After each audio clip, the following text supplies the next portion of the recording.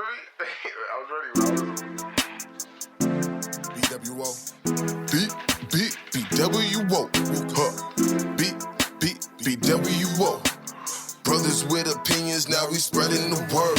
In this world, things get hard cause we've been blinded by ignorance, man. Fans the unknown to progress is a hindrance. Silence is consent, so let your voices be heard. Man, we brothers with opinions, now we spreading the word. Bringing light to the dark, revolution is an art. Man, a lot of people talk, but they ain't never walked apart. Gotta shine a light on poverty and fight against injustice. And always speak the truth when the enemy's amongst us. Yo, what's good, Tony? Yo, what's up, Chris? How are you? Hey, everybody, we're back, brothers with opinions. That's it. We're back again. B.W.O. Like clockwork, Thursdays at 7 for the most part, man. We back. We excited for another show. 3 weeks in a row now, Tony. Somebody from Handley, the class of 98, not you, not me, but they've been in the building, holding it down, man. And this week we got somebody coming from Baltimore. By way of Handley and Winchester, though, the Wink City always representing, man. We have a special guest on tonight, man. So go ahead and introduce him, who he is tonight, Tony. Oh, the one and only Michael Arculin. Yeah, Big Mike. Well, I mean, he's not big, but he's big at heart. You ain't want to see him on that wrestling mat. But no, you're right. You're right. Well. So everybody, yeah, we're going to have Mike Arculin and jump right into that because local sports here, we had a huge snowstorm, so really there was no games all week. It probably, going the rest of the week. So, but we'll shout out. Good for Handley. They need some days off. Oh, I mean, I guess. They don't need days off there. I guess the whole area's had off, right? Nobody's played any games. Nah, yeah, I looked and I didn't find it unless they were like way earlier. It started the weekend, so yeah, everything's being even up to Saturday because I actually contacted one of my players who played for me for Rising Stars to come watch. He plays it for Jefferson High School, and they already canceled up to Saturday because I was going to go to a Saturday game. So area is shut down, and then we're supposed to get more supposedly. Yeah, might get some Saturday or Sunday. So, yeah, that'll be interesting. I don't know if we're going to get more or not. But I wanted to shout out. We already did on our page. Rylan Strickland, who was a former, he was on the show before. He committed to UVA for track. So, congrats to Rylan for that. Yeah, they locked that up, man, before his senior year. That's dope. Or it is a senior year now, actually, right? Yeah, correct. Yeah, it's his senior year. Yeah. He already got like 3 state championship rings. Yeah, something. He's filling up that trophy case. That's all I gotta say. He's a fast individual. He's one of the GOATs for Handley in track and field, and that says a lot because the most state titles Handley's ever had in the sport is by far track and field. Right. Oh yeah. Most of the banners in the gym are from track and field. Well, that and what I think Tennis is probably up there too. Yeah. Tennis, but I don't know if soccer is really. Well, from our era alone, with 90, 98, 99, and including 97, the teams with Stephanie Slaughter and Matt Frakes, man, they won like 3-4 state championships individually. So that's like 8. And that was just them in those classes. They crushed. Right. Yeah, Arne, I hope we don't get any more snow. That'll really screw us at work. He's coming. Yeah. Nah, I hope we get more snow. There's a lot of snow out here right now. Being a UPS, of course, that gets us all behind. It just makes more work. Yeah, so. Waiting for Mike to get on here because I'm excited just to have him jump on. We're going to talk about what? We're going to talk about how when growing up, how basically we're like a tight knit community, and we all keep in touch. Still to this day, yeah. Still to this day, yeah. We'll get into that. That's what Mike. So I think that's a great thing to talk about. Now we all support each other and everything. Yeah, he might be snuck out there in the snow. He might be. Never know. He might be. So, Chris, let's talk about if Handley, because I don't think they've officially canceled tomorrow's game between Handley and Sharanda, which Well, if they don't have school, which they probably won't, then they won't have a game. right. They're going to either postpone it or have to cancel it because it's going to get late in the season. They've played. I mean, it was at Handley because I think it's just the city and county are different, but the county definitely won't have school. Yeah, I don't even think they've practiced all. They haven't done nothing. Neither has Handley. They haven't had practice. Yeah, I'll plead the fifth. But hey, Mike's ready to jump on. Let's get him on, man. Straight out of Camden Yards in the building, Mike Arculin, ladies and gentlemen. Mike. What's going on, gents? Going on, Mike? Shooting the shit right now, waiting for you to get on. I love it. Yeah, I heard you talking about the weather. Nothing's going on. Everything's in a deep freeze, huh? Oh, man, it's like 5 degrees. It says it's going to be 4 degrees when I get to work in the morning, but it's going to feel negative something. Yeah. 5 degrees here this morning. I know it was similar in Winchester, man. Brutal. Oh yeah. It's brutally cold. Yes, At least it hasn't been really windy, luckily. Yeah, we got lucky in that regard this time around, for sure. You know, that window cut right through. You definitely can't stand outside. No. Yeah, the only difference I will say, though, Tony, is where Mike's at and where I'm at. It's definitely places you got to be careful to go because it's right on the water and it's freezing.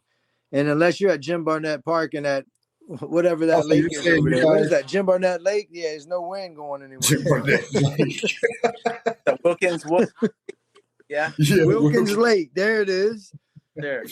James Wilkins. You want to call it a lake, I guess. There's a pond to me. But yeah, it gets real cold when you're on the water, man. It's brutal. I live right off the Inner Harbor, so we get it here, dude. It whips for sure. Especially like up on the soccer fields and stuff in South Baltimore, man.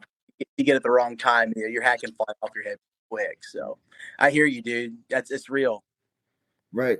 So, Mike, we'll jump right into it. You want to introduce yourself and toot your own horn, whatever, and then give them the topic you want to talk about, Winchester community and everything. Yeah, absolutely. I mean, I moved to Winchester when I was 5 years old in 1985, so it's home for me, just like it is for you two. Lived there till I was 24 years old. I graduated Handley High School in 1998. I left for like 17 years. I was out in Colorado for 17 years, and then life brought me to Baltimore about 4.5 years ago. So back on the Eastern Seaboard now, home. And yeah, ever since I've been back, it's crazy. Like social media does one thing for bringing together, and then there's a whole other layer of it as you see people face and connection. Was that my 20-year reunion for Handley, and 25-year reunion, and just seeing people get back together and kind of back in the fabric of Winchester and beyond has been amazing, man. I mean, we talked about it a little bit yesterday when the three of us got on just to kind of plan for today, but Winchester is one of those towns that gets in your blood and then it never leaves it, right? I always say Winchester, but you can't take to Winchester way, man. And that is so true about our hometown. So it's cool to be this close, kind of grow from getting home and seeing folks getting back to the roots and the beautiful parts of where we grew up, Right. And yeah, we touched on it, Mike. It's like, we haven't talked in how long? When was probably the last time I was like a little after high school, maybe? Yeah. I've definitely been more in contact with Jason, your brother Jason. We graduated together and stuff, so that makes sense. But yeah, Tony, it's been a minute with you, bud. I mean, I keep up with you vicariously on Facebook and stuff like that. But Chris, you and I, like, I think it was like probably 7-8 years ago, you had a bet going with me about LeBron was going to run the table on Steph Curry in one of the finals. And you were Team Steph, I was Team LeBron, and I came out on the losing end of that one. Right. But Steph got him a couple times in the finals. I mean, neither here nor there. Of course, Draymond cried and called KD, and the rest is history. But right. Yup. Right. Yep. But yeah, man, it's good to hear from you and see you again, man. And yeah, like Tony's saying, man, what all you got going on in your life? What's going on in Baltimore with you and the family and everything? You out there coaching, right? Yeah, coaching every chance I can get. I've got a 11-year-old little boy named Ben. My daughter Lucille's 7. So we're in the throes of doing this thing. You know, it's all day, every day. And if it's not soccer, it's baseball. If it's not baseball, it's flag football. You know, so we got that going on. My daughter just started playing soccer, 3 seasons ago. This last season, she really blossomed and loves it. And my son's a maniac on the soccer field. He loves it. He's turning into a little soccer player. And I think his favorite sport's probably football. He takes flag and he loves NFL. And, you know, I take him to race games and stuff like that. Pretty cool out this.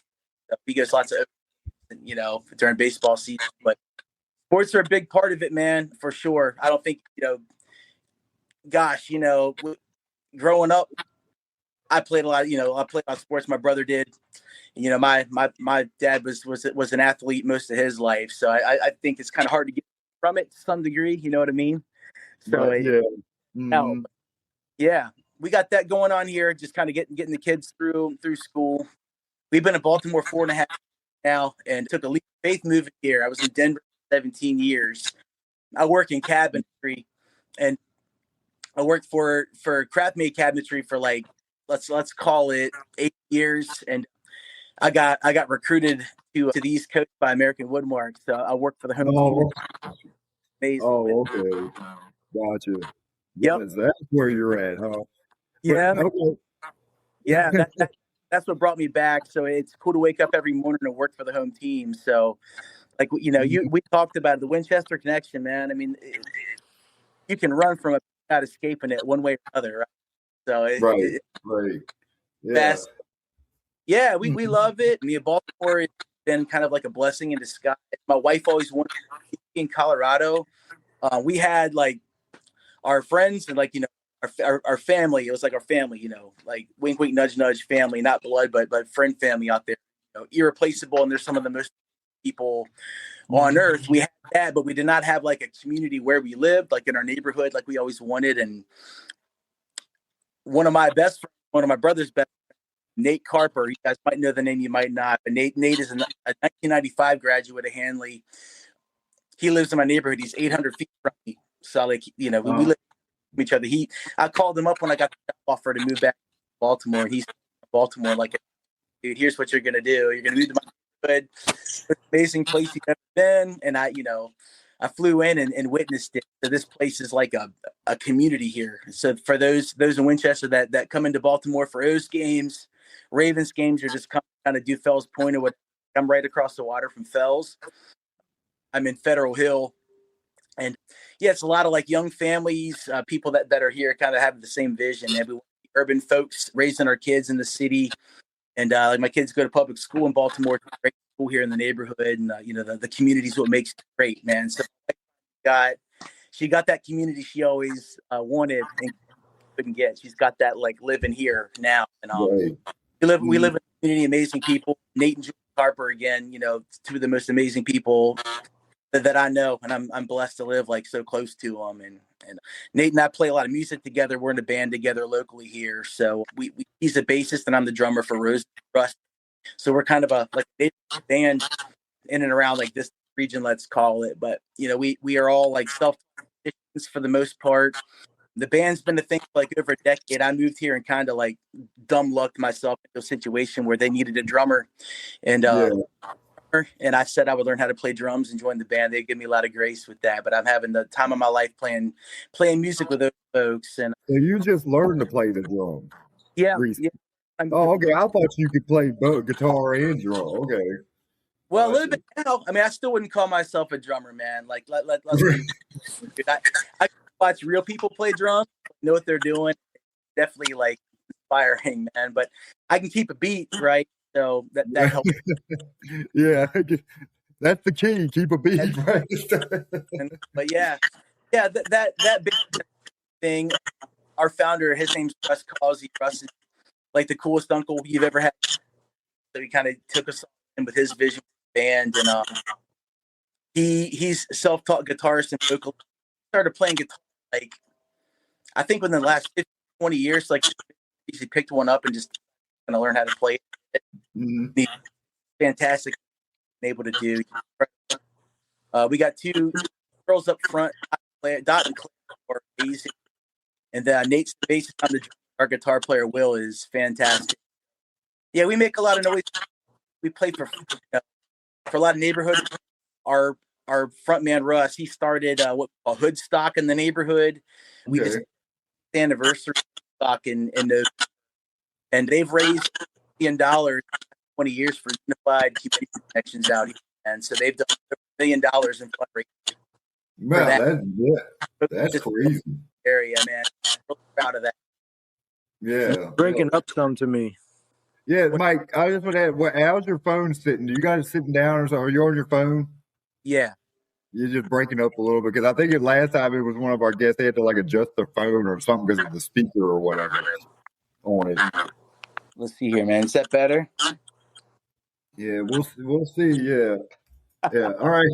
But yeah, it's only right that we get you on, though, Mike. We've spoken about it for a while, like I said, because we've done this show almost 5 years coming in March, and including the class of '98, man. Just in the last few weeks, we've had Quaye and Justin Garber on. Musicians from the class of '98, and I know you've worked with both of them, right? Yeah, two of my favorite people in the world, man. You don't get much better than those two guys. And let me tell you something, man. They both dropped albums, and like Justin was about 1.5 years ago. Right. Quaye just dropped one like in the last week or two, and like those two dudes are doing the thing. Like, they are doing it, man. Their music is so good. Anybody out there? Justin did the national anthem. Remember, at the Colorado baseball.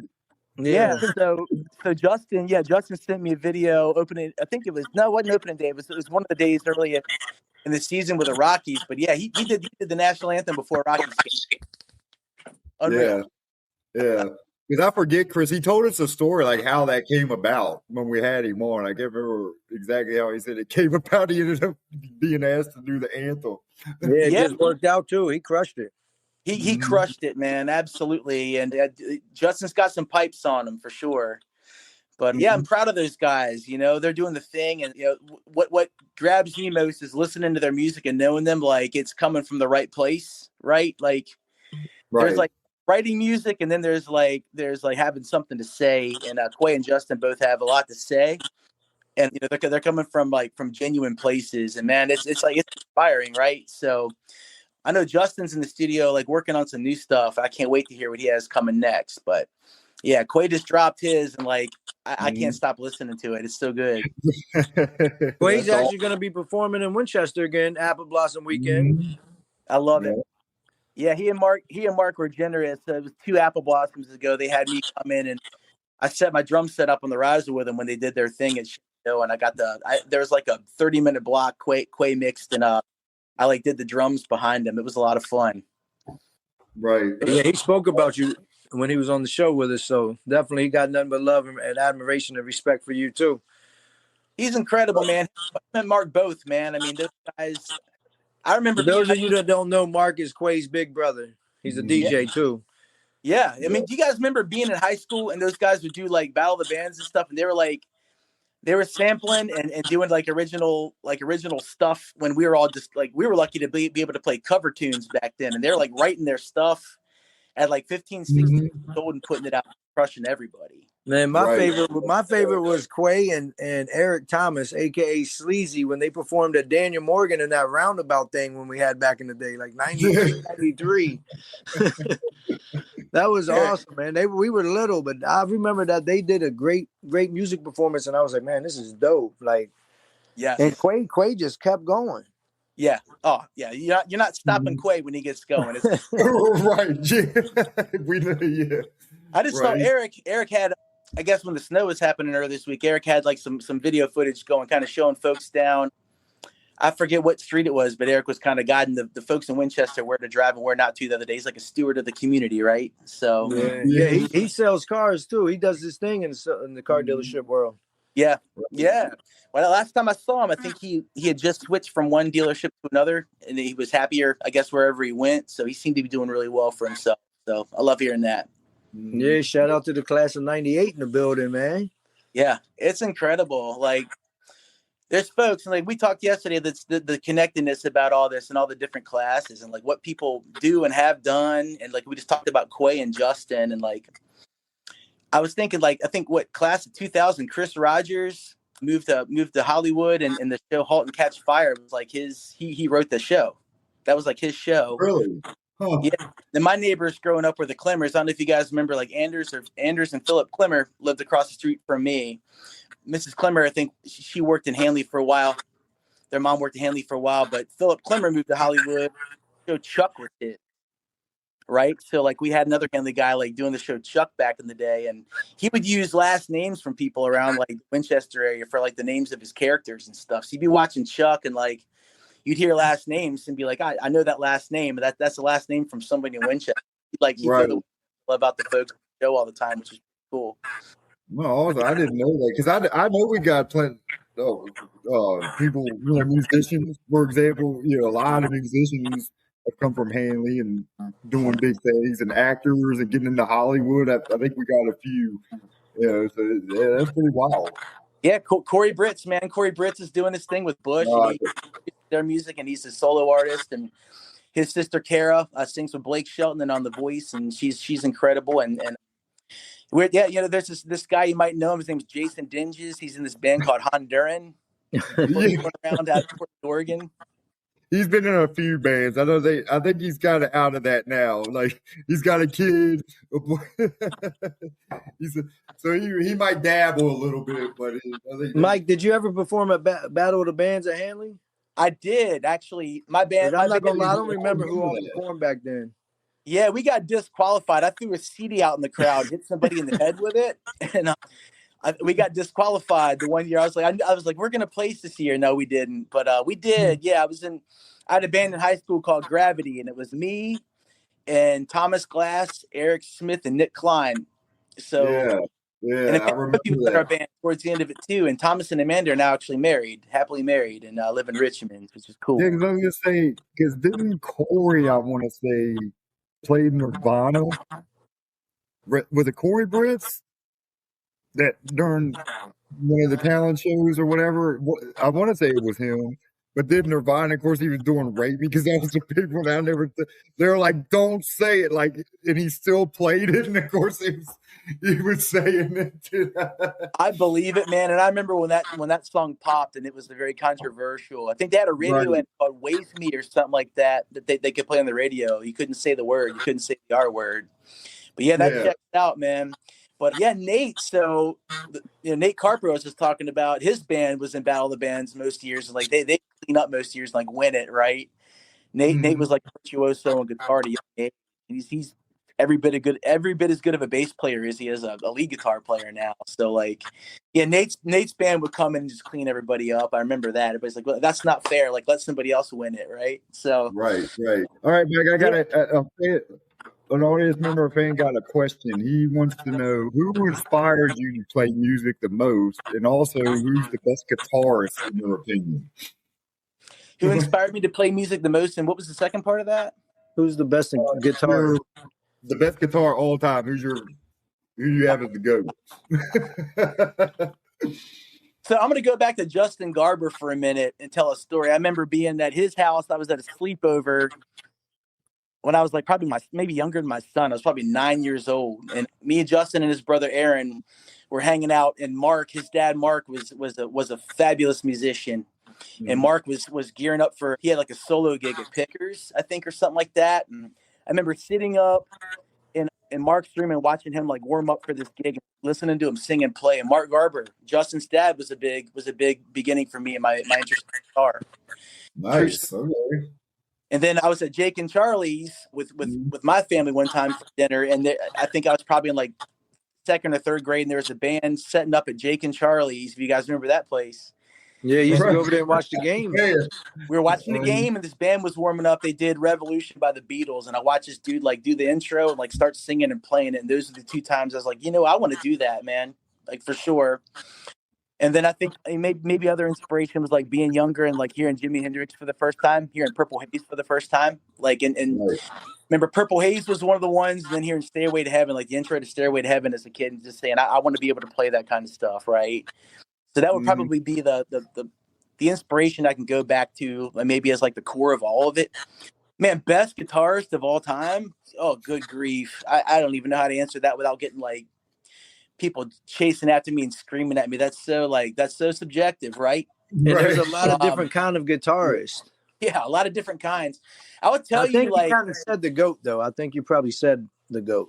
Hendrix is the GOAT, man. Yeah, I think everybody would agree. Not to Nobody speak would for argue you. that. I think so. I would tell you, like, watching musicians play, like, recently, like, Billy Strings these days blows me away, man. I can't get enough Listen of to that his dude. name. That's a fire name. Yeah, he's a fire, like, bluegrass guy. I'm not even like bluegrass that much, guys, but like I Yeah. love Billy Strings and I love his band. That guy lately has been blowing me away, and I think watching guitar players play. My wife and I went on a date and saw this dude back in Denver back in the day. His name's Junior Brown, and he played a double neck guitar. One was a slide and one was a regular. And that dude, like, I've never seen anybody do guitar work like Junior Brown. So I honestly, like, probably watching Junior Brown play, and really just, like, it blew me away. I never heard of the dude. It was like my wife's like, I got tickets to see this guy. You want to go? And I was like, yeah, man, it's a Right. party. Go hang out and watch live music. I'm in, right? So Junior Brown, and then, God, man, I've toured around with a lot of bands in my life.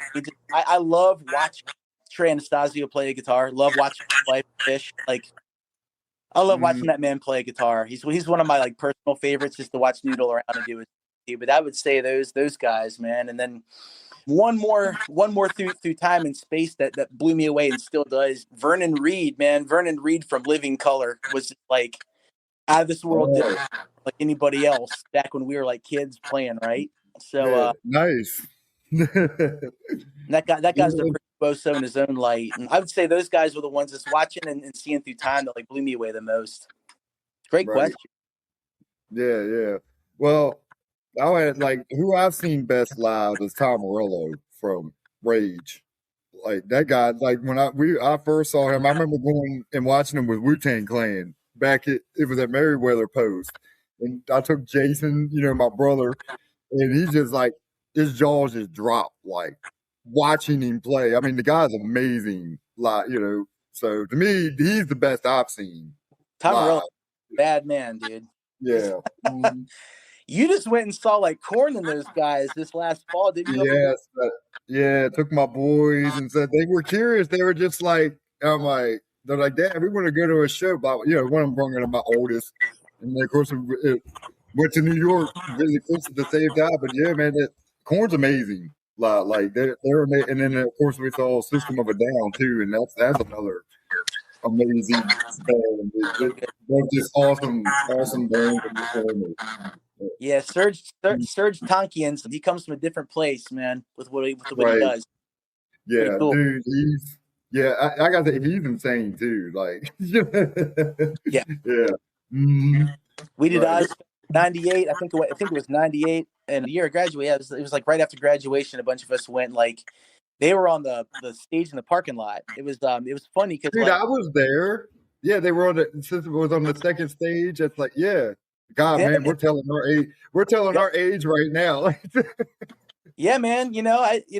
Every once in a while, I can wake up in the morning, my back doesn't hurt, like, a couple times a year, bro. I get it. Like, happens a few times a year, right? But right. yeah, that was they were on the second stage. Motorhead was, like, on the second stage, and like, all, like, the best bands on the bill were, like, in the second stage. It's crazy. But yeah, I remember. But that's when they were System of a Down. I think that's when they were breaking on the scene. Yeah, I think Spiders had just come out as, like, as a single or something like that. You're right. They were just. Yeah. That definitely dates us a little bit, right? Right. Well, now that you say that, though, Mike, I just saw where Sharon Osbourne is thinking of bringing back Ozfest in 2027. Wants to bring it back. So we'll see. It's not going to be the same without Ozzy there, but we all know that. Yeah. Oh, well, I mean, his last few ones, though, he did. I don't even think he performed. Did he not? Yeah, I think I went to one. I don't even think he performed. But just for him to be his presence alone, you know what I mean, can mean a lot. Yeah, that one hurt, man. Let me ask you guys this: who has a better band from Virginia than Dave? Does anybody? I'm trying to think, man. I mean, God, Dave Matthews is awesome. Jeez, that guy's still writing relevant music and just doing his thing, right? Isn't that amazing? Like, Charlottesville in the house, baby. Oh yeah, much love for them. I'm trying to But that think. might be the biggest band we have. I'm trying to ask y'all because I could be wrong. Yeah, I mean Pharrell's Virginia Boy. Yeah, but not a Pretty big. band. But yeah, I mean, Nerd's a band, but Yeah, not, not the There's a same. lot of musicians from Virginia. Yeah, there's but I mean like bands. okay. So one of my favorite rock bands from Virginia. You guys might remember the song "Low," but "Low" was kind of what broke him out. But Cracker, man, Cracker is the real deal. Oh, they're from Virginia. I didn't know that. Yeah, Okay. yeah, Uncle Cracker. yeah, Cracker. They had the "Low" was like their breakout tune back in the day. Mhm. But yeah, Cracker is like still writing amazing music, and they're like a musician's favorite band out of Virginia. I know like Adam Duritz from Counting Crows like talks about them all the time and how they inspire him to write stuff, which is crazy. But Right. like I'm trying to think. That's a great question, Chris. Wow, other Virginia bands that are good. There was a local one Just out because of Dave Matthews is so legendary. like man, Monolith came up when we were I coming. was just about to say, Dude, see, they're those guys still were playing. freaking rad, man. They're still playing, bro. I didn't know. Like I started seeing them on. Yeah, they're still doing their thing. So Because good. they have the one guitarist. What band? He plays in a big band. Their lead. I'm Oh, not sure. damn. I know the Bayless brothers started Monolith, and Tim Right. Arts was their guitar player for a while. I don't know who's in the lineup now, but man, I'm Yeah, like those guys were awesome, and they did it, and for a long time. You're telling me they're still playing. That's great to hear. yeah. I want to say, God, I'd have to look it up now. But yeah, they're one guy. Like he's in a bigger like group as well. He does both. So Yeah, there's a kid from Winchester. He was a guitar player for Havoc. that might be. Yeah, I That might forget. be. He's a You bit might be younger than. right. But he was in Mhm. Havoc, and he might have just gotten recruited to be in another band. But there's a kid out of Winchester who's definitely doing it. These connections, dude. I mean, we got kids from this little town in the Shenandoah Valley that go off and do stuff, guys. Like it's amazing. Yeah, it is, man. It is. But let's get back to top. Well, let me see. Lee Lewis here, class of '94, in the house said Junior Brown had a song "Highway Patrol." Nice. You know that one? Yeah. So there you go. You know who Junior Brown is? People know about the Junior Brown experience, man. That guy is insane. Yeah, he shows up to the gig and he wears this big, like, what do they call it, like a 10-gallon cowboy hat. He's got like it's like he looks like a used car salesman from Dallas or something, man. He gets up on stage, it's like geeky looking dude in this like suit and this freaking 10-gallon like cowboy hat, and he gets up and just shreds, man. It's Oh, kind of okay. a Johnny Cash feel to him or whatever, but that Oh, guy's all right. See, I gotta check him out. See, if it wasn't for you now and my brother Jason, I wouldn't know nothing about any new musicians. Keeps me in the loop. I love it, man. Keeps me feeling young, man. I mean, I don't say there's a few days a year I wake up, my back doesn't hurt, but I like to try to feel young, man. Music's a good way to do that, right? Exactly. So what I want to ask you, because sorry I haven't listened to your band, but what do you got? Do you guys do a lot of covers, or you write your own stuff? Mostly Band. covers. You know, when we're playing out, we're doing just crowd favorites. Our bandmate Dot, she's Drum Doctor Dot. You can look her up on Spotify or whatever. Drum Doctor Dot. She's amazing. So her name's Dorothy Adamson, Holly Adamson. It's gonna kill me for not getting the last name right, but she's Dot to me. But yeah, Drum Doctor Dot. Check her out. She does a lot of spoken word stuff, a lot of stuff on her own accord, and then she wrote a handful of songs that we put music to with her as a band, and that's all original stuff that my band played on with her, and that's all her. Okay. Yeah, she's amazing. It's Drum Doctor Dot, and it's called Unboxed. You can get it, but that's full band. So we're in the studio, and it's not individually tracked. We were all there, mic'd up, like in unison, playing together. Mm-hmm. And that's a bunch of originals that Roses and Rust is on. I can say that. And then everything else that Dot does is like that's her doing her stuff. She has a lot of people she collaborates with in Baltimore, but man, she's amazing. And she is in a new band called the Dirty Blues Band. It's like a new trio that she's in, and she's doing harp and singing, and I think she's playing her djembe on that project too. But she plays the djembe a lot, and she just does a lot of amazing stuff in and around the community too. She's a pillar of the community, and she leads the way with a lot of stuff in Baltimore for good reasons, man. I mean, one of our strong social justice warriors here and all that kind of stuff too. So we're very privileged and fortunate to have her making music with us, man, for sure. Right. Nice. So let's get back to the original topic. Got a little off with music, which is fine. We all love that. So, Yeah. Mike, talk about how close knit, the Winchester community is. Now we're all into look, we haven't talked, and it's like we've been talking every day. It's like that's the great thing. Is like when you see somebody, to me, from the community or see them after years, it's like you never lost touch. You know what I mean? So, it's incredible, man.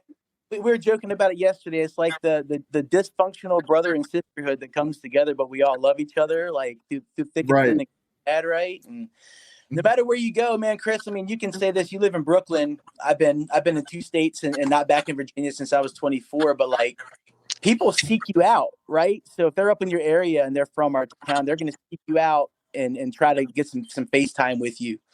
And my wife noticed it. She's like, man, what is it with people from Winchester? Like they come out to Denver and like make time for us and come see us and visit. And it was always Winchester folks doing it. Kid from my class, Ryan Bain, him and his wife came out and did like a 2-week-long camping excursion. We caught up with him and did some camping in Colorado Springs with him one summer. Yeah, I graduated with his sister, Robin. Yep, Robin. Yeah, Robin Ryan. And then I think Brandon was the oldest brother. Brandon might have been in your class, Tony. Yeah, maybe. Not sure. Well, awesome family, but like, they made the effort, and Ryan lives right up the road from me now in Havre de Grace, Maryland. So we're both in Maryland now. But David Ellis came out and visited with his wife years ago. They came out for Sturgill Simpson at Red Rocks and like hit us up. He visited me in Brooklyn. Actually, in Manhattan. He came to my job in Manhattan. Yeah, man. He was in Tennessee. Ellis pulls up, man.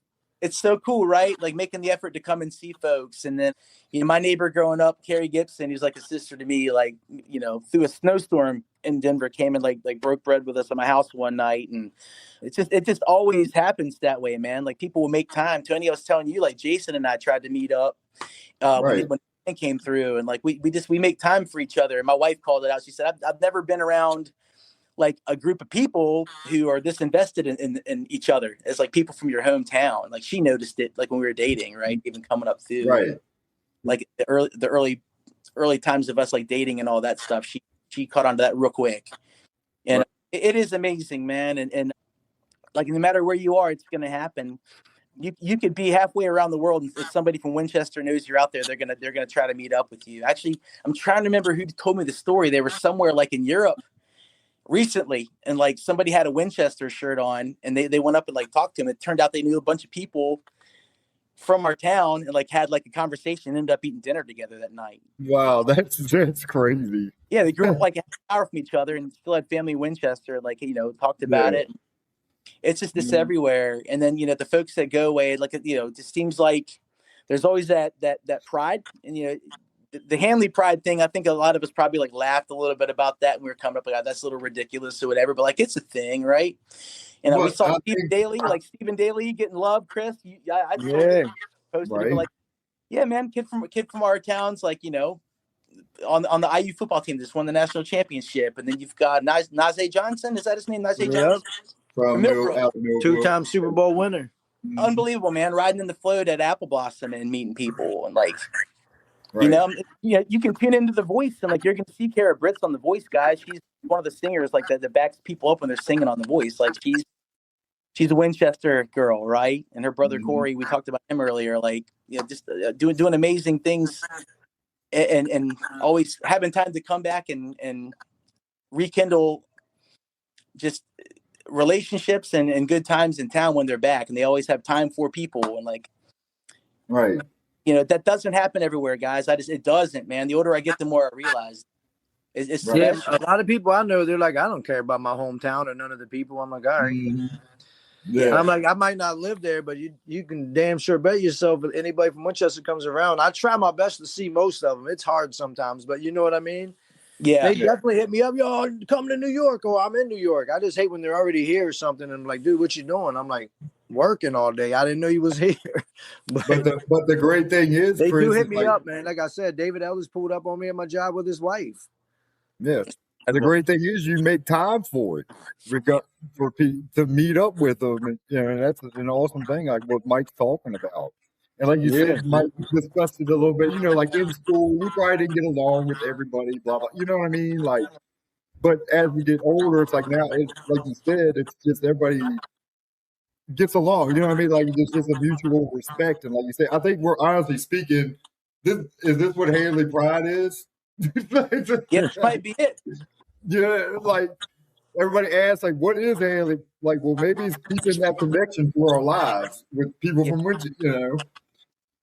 I think that's probably touching on the spirit of it, right? And like, right.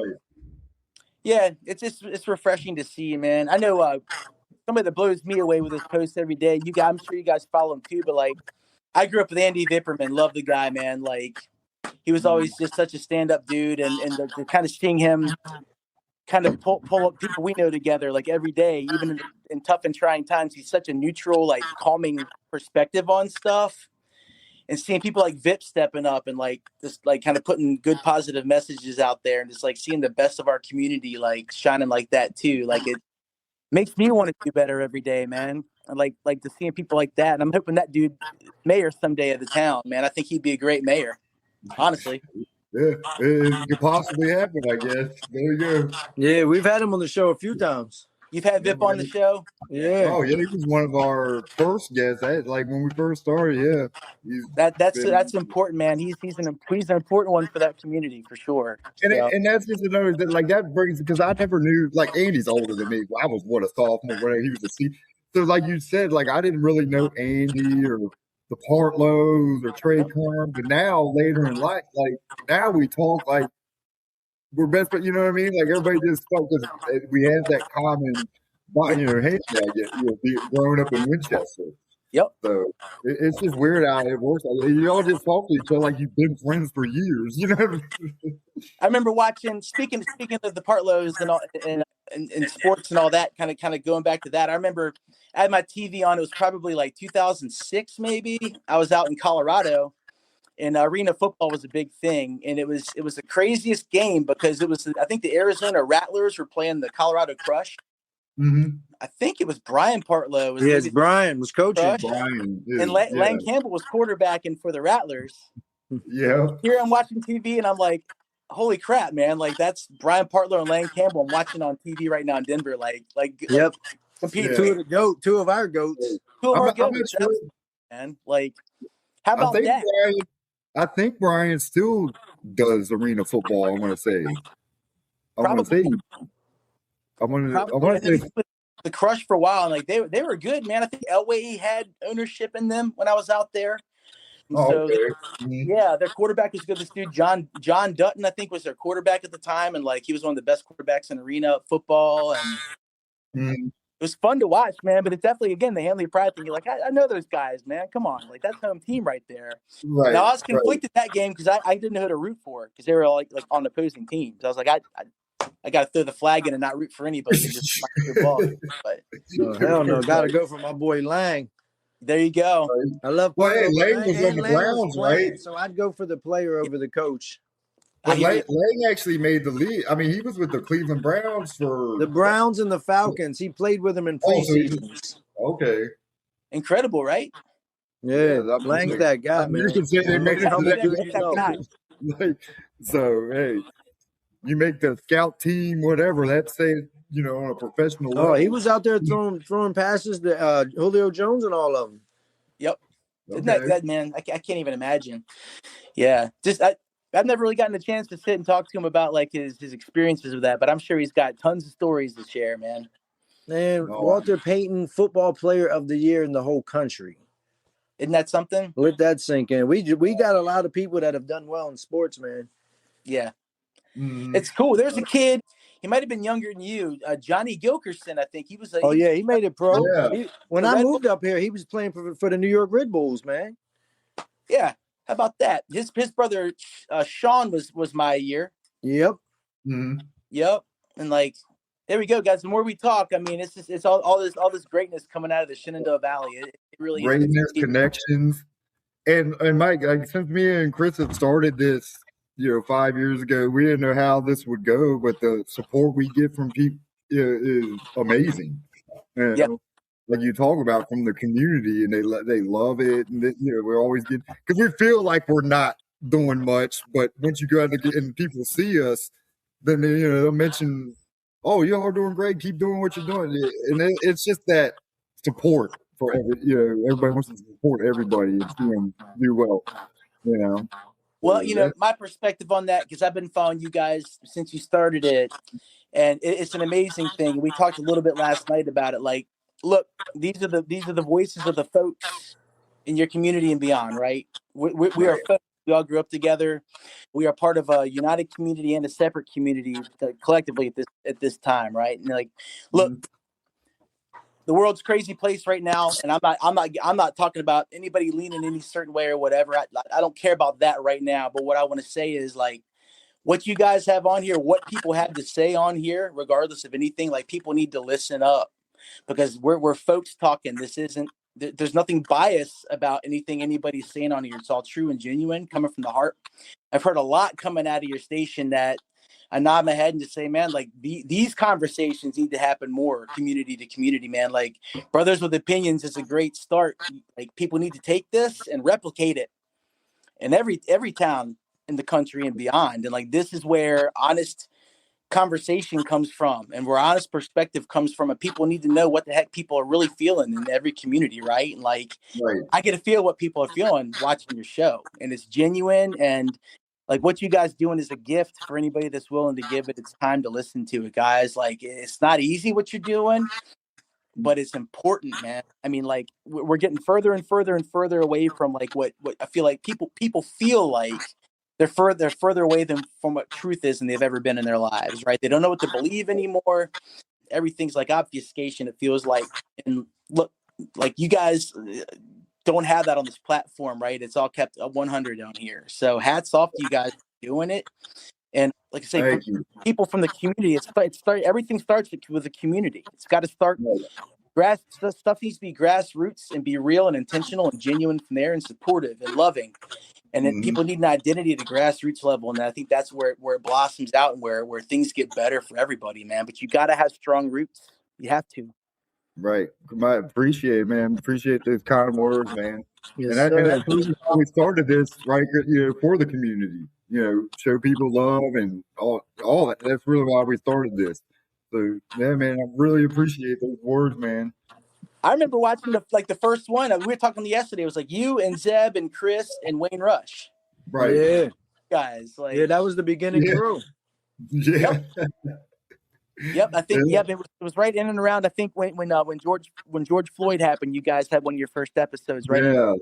Yep. Mm-hmm. And people needed to hear like what folks were thinking about that, not what they're hearing on the TV. And I remember, like, that was refreshing for me, man. I'm just like, all right, like, awesome. This is great feedback, Chris. Like, this is great. Yeah, we always ask people to give feedback, and most people don't say anything except for maybe like, "Oh, that's cool," or they give a thumbs up. Right. Well, we appreciate it, man. Definitely. It's true though. Like, I just want to give a shout out to like the both of you guys too. Like, we're talking about community, all the greatness out of the Shenandoah Valley, and like, Chris, the Hoops for Hope thing's been amazing to follow. What you bring back to the community with that. And I hope that this gets bigger and stronger, like, as time goes on, and I hope more and more people are receptive. And shit, man, I think I might even, next time you do that, I'll probably come into town for it. No, that'd be awesome, man. Especially now that you're in Baltimore. Yeah. Right. And it's in the works. Your turn. Quaye flies back every year from LA just to be the DJ for it. Mm-hmm. Yeah. Unreal. Yeah. Yeah, Tony, your coaching and your mentoring, and Daniel Morgan and Handley and everything in between too, man. Like, you're doing the right things, and congratulations to both your boys. I know Christian's the one that's actively in Handley right now playing basketball, right? Yes, sir. Yeah. Yep. Just saw that he was like player of the month. Is that right? Or player of the week? Yeah, something like that. I'm butchering it. I know I'm butchering it. Oh, No, he was player of the week. Player of the week. Yeah. I mean, that's like, he's on the map, dude. Like, that popped up in my feed, not from you. It was like from somewhere else, and like, I definitely that. No. It might have been that Dimes report that does a great job. I don't know who runs it, but they do a good job. They keep it on the hush, like they have the Epstein files or something. But it's called the Dimes report. And they show love to all the basketball kids in the Valley. Yeah, whoever does it does a great job, though. So shout out to them too. You know, hey, they do a great job. But I appreciate it, man. Yeah, Christian, he's doing his thing. He works real hard, and I appreciate the kind work, the coaching. You know, hopefully our Daniel Morgan season starts here soon. The snow's pushed everything back for basketball. Yeah. But, well, you know, man, what you're doing is important. And I mean, I know the three of us can think back to times where there were coaches that, you know, impacted us in big ways. And like it, you know, if you do it right, you can leave an imprint on somebody and that you can help shape their character, man. So yeah, like you're proud of you, man. Proud of both of you guys. Thank you. I mean, I just want to give back, you know, to the community and give them opportunities I never had or we never had as kids, you know, all these opportunities out here. But just ultimately just make them good human beings, you know, better men. You know, that's the ultimate goal in life, you know, make better humans. You know, sports is just, we all know that the ball stops bouncing or you know what I mean? It's going to stop sometime. Yeah. So I do see, like, you know, Nick Sardellis, man, another class of 98. One of my best friends growing up, like, proud of him. He's taken the wrestling programs on in Winchester and really just, like, beefed that up, man. Like, we didn't have, what was it? We had a state champion in 1985, Richard DeVosa, right? And then, like, they didn't have another state champion until I think R.C. Simmons and Matt Schutz did it. And Freddie Bates. And there you go. And like, you know, Coach Steve Bedrecki came into our program my junior year with Tony Rayburn, and they completely flipped the program on its head. And just, I mean, you know, they turned it into a beast real quick. But Nick was an incredible wrestler. And I think he was like maybe 4th or 5th in state his senior year, but I know he took the wrestling program and like flipped it on its head and kind of built on greatness. I walked the hallways. I was took my son to the Handley Invitational like 3 or 4 years ago. And dude, how many state champs do we have now, man? There's like several. There's like 8, 9, or 10 like state champs out of Handley or something like that. Like I'd have to look in. Yeah, you could be right. I mean, I might be blowing it up a little bit, but like there's several, and like Nick Sardellis has been a big part of that. I'm like so grateful that he like took his passion and ran with it with the community, because like he did all that while having 2 kids, right? And I think his son Alex is like crushing it this year. It's great to see. Yeah. Nick's a great dude. I see. Yeah, he does good, because I think he also is with the Red Line at Wrestling Academy or whatever. So yeah, he does that as well. Yeah, I think he was a big part of starting that up, if not the person that did.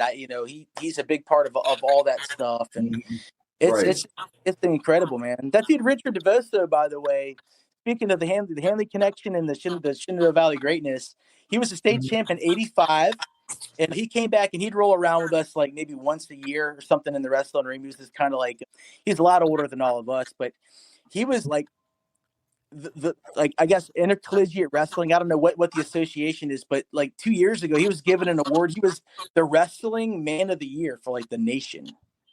He went to Handley? Yeah. Richard Tavoso Tavoso. He was a state champion. Okay. He was wrestling's man of the year like 2 years ago, guys. Like, wow. Okay. Isn't that crazy? Like, yeah, that is. It is. Yeah, just for his contributions to the sport, like, you know, throughout his life and like what he's given back, and like I think he's just a great dude. Like, obviously, but right. Yeah. Again, like man of the year at saying something. You know. Yeah, man, but like that's our folks, man. That's everybody from the Shenandoah Valley. Like, it's incredible, guys. It really is cool. Hell yeah. And you said their names, man. Shout out to RC, and then definitely shout out to my class, man. Freddie and Matt Schutz, man, they dominated back then. I'm telling you, we got blessed to have so many great sports teams from our era, especially 98, 99, but Matt and Freddie crushed. So and good. RC too, but RC was the class of 2000 with Lang and them, but yeah, man, they dominated. I never heard that guy's name you mentioned before. Yeah. Like, you know, it's funny, man. Like earlier tonight, one of my best friends in the world, he went to Shenandoah. You guys might know the name Ben Whitaker. Do you know Ben? Yeah. He's my brother from another mother, and like he called me around like 6 tonight to I was like, I gotta hop off. I gotta do a piece. Hopefully he's tuned in now. But yeah, Ben's a Shenandoah. He's a Shenandoah Hall of Fame guy, and he played football at Towson University back in the day. And he's another one went off and did great things out of the Shenandoah Valley. But we were talking about the wrestling. I just met Cale Sanderson this last week, and he's like Penn State's coach, and he's like he's the greatest of all time. Never lost an NCAA match, and his program's like incredible. But yeah, I saw that picture of y'all. And Ben was like, who would you say, like the best wrestler you ever like? Who's the best wrestler you were ever around personally? And like, I got to give proper like RC Simmons and Matt are probably the two best wrestlers I was ever around in my life, man. Like, oh my God. I'm going to tell you this about RC. I never once, since the time I was like, 6, 7 years old, knew him and wrestled with him. I never once saw RC get put on his back. He never got put on his back, ever. I never saw that dude get put on his back, ever. Wow. Like he's a brother from another mother too, man. Like we grew up together. One of my best friends of all space and time too. So Yeah, him and Kurt. all the love to RC and Kurt for sure, man. And but that dude Shout out a lot of people in this show. Yeah, because there's that Winchester connectedness, baby. Yeah. Wing City, stand what up. we do. It's what we do. Yeah, that's what we do. That's right. Tony, So, you Mike, know, because we always bring it up when we get a chance, and it's the Falcons on my side on the left, the Broncos on the right, and the Jets in the middle, baby. We bring it up, and that's where we actually all of us remember each other so well because we was all out in them same fields up there in the park practicing and thinking we was all the best. Yeah, little superstars out there. Well, I got lucky. I had Adam Brathwaite and them on my team, but yeah, man, it was fun. But I'll ask this question, Mike. You were on the Broncos team that beat us in the Super Bowl. I was not on that team. That was the year after. Jason was and Robert Fowler. So I was wondering if you were still on the Broncos when they beat them, upset them. That, like, I guess. No, remember Jason was. People complained because Jason was in a higher grade than all of us, and we were still in it. Dude, but those guys were playing Daniel Morgan. They were all playing Daniel Morgan, Mike and them. I remember. Well, no, I remember because Jason's young. I know, but his grade was with Mike and Andrew Mudd and all them. Yeah. So they went to Daniel Morgan to play, and he stayed in Little League with us. So people was like, "What?" Because him and Robert Fowler killed. He started school early, but what I'm getting at is in Little League. The funny thing is, because he was a big kid, people thought he was too old. Like parents were complaining, like he's too old. Why is he out there? And me and my parents were just like, he's literally a year younger than everybody else out there, but just dominating. I remember that because I think my dad was coaching that Broncos team. He was still coaching, and I'd moved on. I think it was like we were part of the Handley freshman football program at that point in time. That's right. Came back to watch that game. I watched Jason and Robert get the dub. Definitely saw him get the dub. Yeah. They were a duo for sure in that backfield. Yeah, I was the quarterback of the team the year before the Broncos team, but I was really good at handing the football off to talented people that made a lot of really big plays. Good at handing the football off. That's all. Hey, that's all I did. I didn't do much, man. Like Paul Carpenter did all the dirty work, man. Paul and Phil Swanson and RC was on that team. Like those guys, I just handed the ball off and like made it look good, man. Look, when I was on the Falcons, bro, like we had an all-star team, but not in little. We were just hard-headed. I had Javon Hooker, Domino Johnson, right? Who had like Jason Woods, like was all over, and these guys ended up at Handley, like great play, dude. In Little League, I guess it was coaching or we did, dude. And that's all I did too. I just handed the ball off. That's all. I threw 2 passes, and they were both completed to Jason. There you go. I remember my first year playing Little League football. We were playing the Falcons. I didn't know who Domino was, but I remember like I was playing defense that year or something, and I remember coming around trying to make a tackle, and like next thing I knew, like I was seeing the freaking like. You know, it's like I was looking up at the Pleiades or something, man. Like a bunch of stars hit my eyes. And I'm looking up at the sky and I fall on my butt. I ran right into Domino Johnson. Domino freaking laid me out. And I was like, that's the biggest boy I've ever run into in my life. Dude, the coaches would, because I played linebacker on, and Spencer Wilkins was on that team with me too. Dude, they put me up against Domino all the time in practice. You know, everybody. Why? Like you were older than him. Get out there. I mean, this boy, you're not even allowed to remember the yellow stripe down the helmet, like you know when you were overweight. It builds character, Tony. It builds character, right? It does. That's right. It does. It turned me into the man I am today. Chris, what position did you play for the Jets, man? You were in the Jets, right? Yeah, I played the bench. He was the BG. He was the halftime show. Dude, we had Adam Brathwaite in them, and Adam was the best player I've ever seen at that age.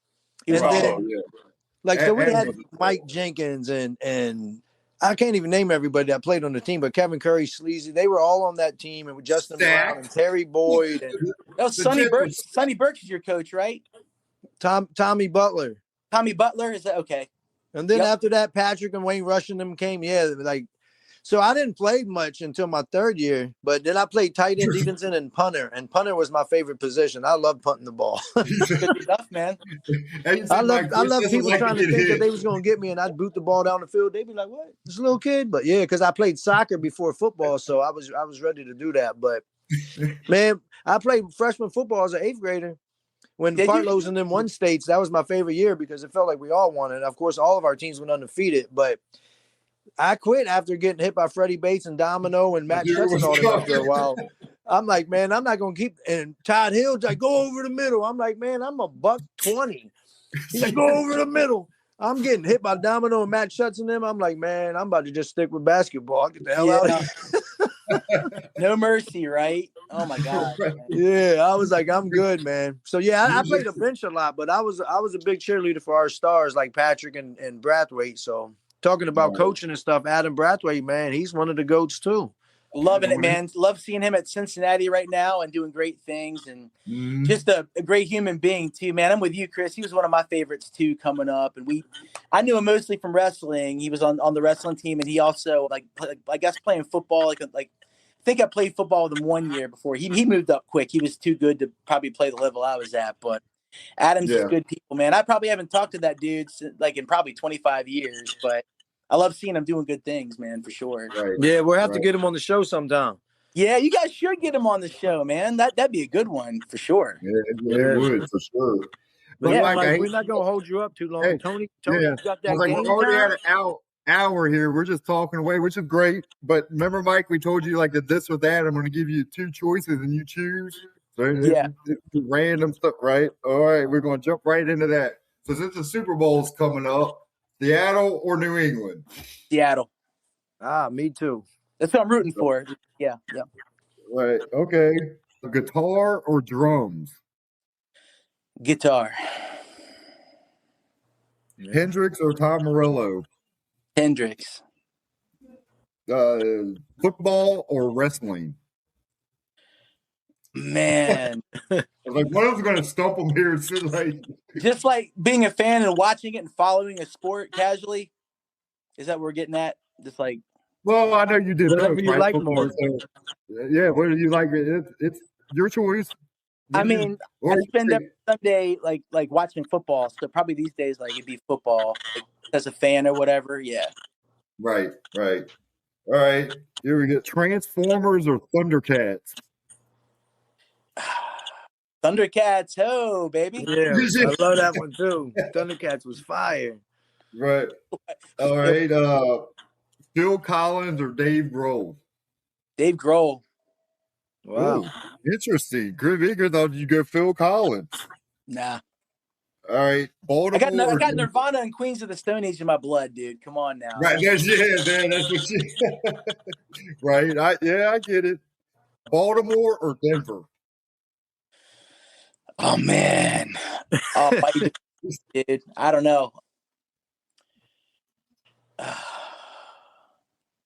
God knows. Yeah. I can't answer that one. I feel like I'm. You gotta take a drink for that one then. Yeah. Look, man, they're both like, I mean, I'm to be real with you, for living in a community, man, and raising my kids and being with my family. It's Baltimore all day, man. Got it. Okay. So it was better you were out in Denver as you were younger than getting to experience that. You got it. You got it. Yep. Yeah. All right. Amazing people, man. I mean, God knows if you've never been, I can't suggest a place anymore for people to go visit and hang out. So. Right. Okay. 2 more. Sandlot or Little Giants? Sandlot, baby. Yeah. Yeah. All right. Macho Man or Ultimate Warrior? Macho Man. Oh, yeah. That's my favorite. Ultimate Warrior was Chris.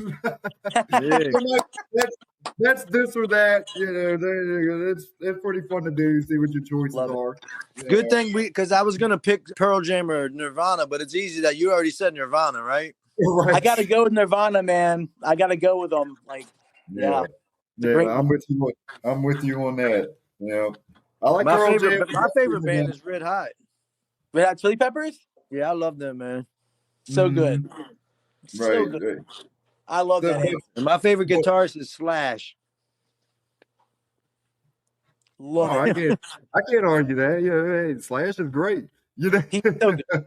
He's so good. I think he's an even cooler like human being on top of all of it too, Chris. I think he's like genuinely like a really good dude too. right, So right. like Yeah, nothing to not love about Slash, and he freaking shreds too. So yeah, That's dope.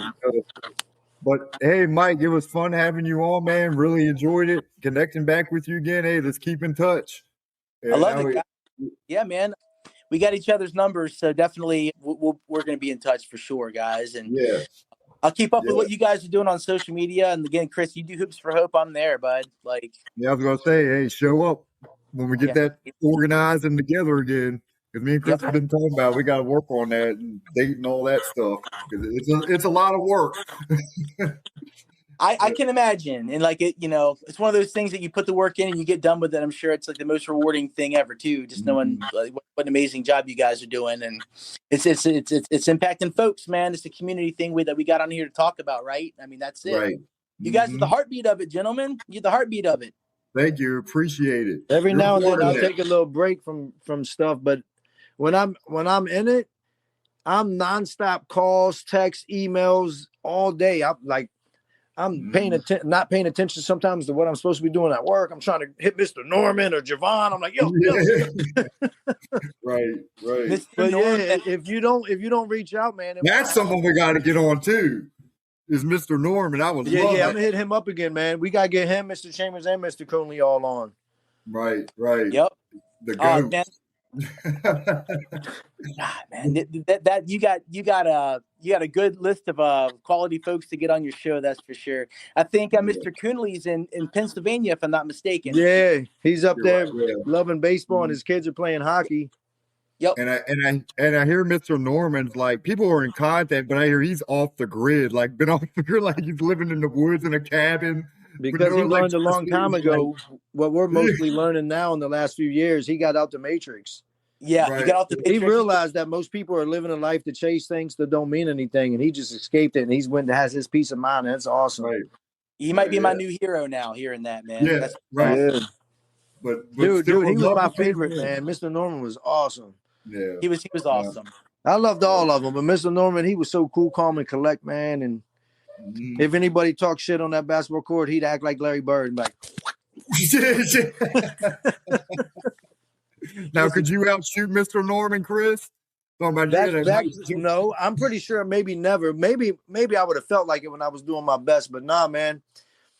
I don't even know if Lang or anybody would have outshot him. Mr. Norman was cold. I remember trying to compete with him. Yeah, you could shoot with that guy. Mr. Norman was cold, man. He played college basketball too, in Louisiana. Right. So, yeah. Oh yeah. But hey, guys, hate to cut it short, Mike. But hey, you're welcome to come on anytime, man, and we'll definitely keep in touch and support you. Yeah.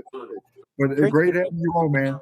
Thanks it's been a blast, Mike. On your show, man. I really appreciate it, and it's great catching up, and all the best to everybody out there, man. Hope everybody lives their best life and wakes up every morning and decides to do more good than bad, right? That's all we can do every day. Lift each other up and spread the love and spread positivity, guys. So let's do it. I love that. And I love that motto and that mantra, man. Shout out to Kevin Curry, class of 98, February 21st, ladies and gentlemen. Building brothers up, man. There you go. Yep. It's a great thing he's doing for the community, Mike, right? And it's about guys any age, from young kids all the way up to grown men, and speaking and getting things off their chest and coming together to try to help each other, release things that men don't get to talk about. So that's great. And shout out to him and having it over there on Valor Drive or whatever, or Andy Combs Church. So you guys get out there and support Kevin and what he's got going on.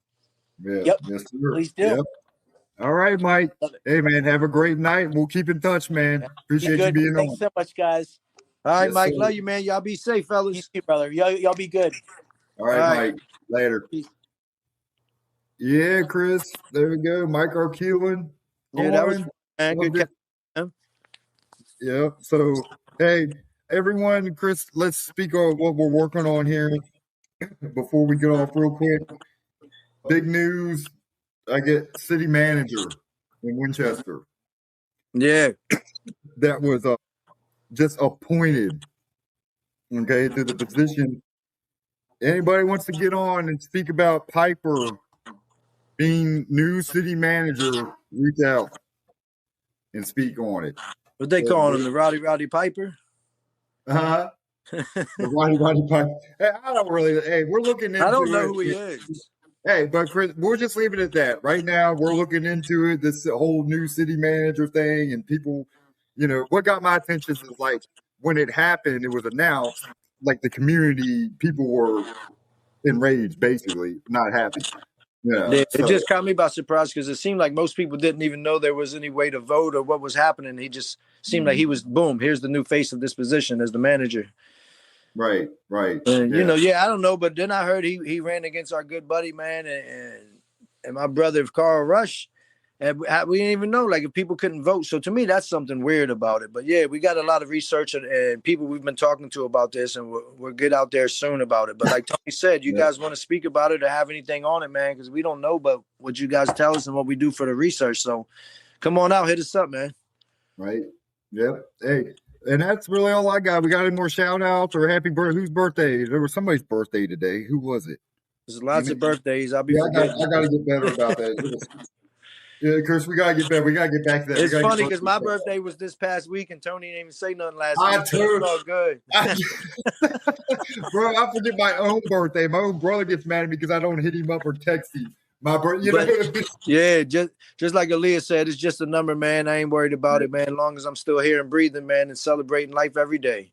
Right. But yeah, man, we got the young superstar for the Kickers on next week, Mr. Mason, right?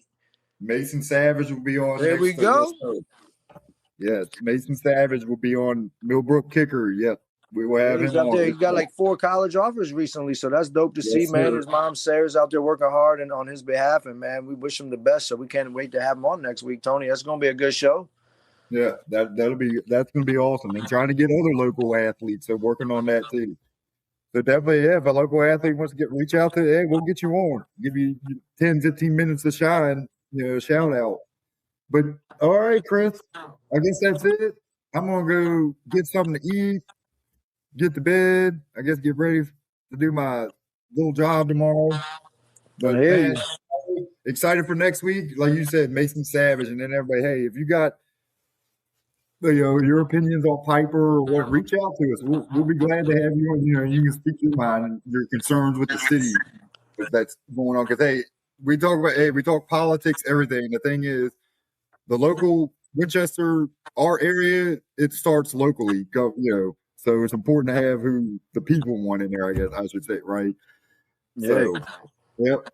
All right, man. Chris, enjoyed. Everybody, thanks for tuning in, and thank you to Mike. Shout out to Mike for coming on, man. Appreciate it.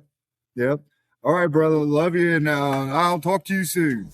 All right, love you too, man. Y'all be safe out there. Have a blessed weekend. Big voice, no silence, revolution televised. Ain't no good in private. Not knowledge to the ignorant. Ain't never been bliss. Stand up and be heard. We the new activists. Yeah, brothers with opinion. Let the convo begin. Communication key, but then you must comprehend. Preach B.W.O. Let your voices be heard. We enlightened by the truth, and now we spreading the word. Let's go. How do we learn to live when we conditioned to die? Most people fail before they start because they don't ever try. Man, they told us we was worthless. We believed in the lie. We took it way too literal when Big said ready to die. You know the KKK turned the cops in disguise. Man, a lot done changed.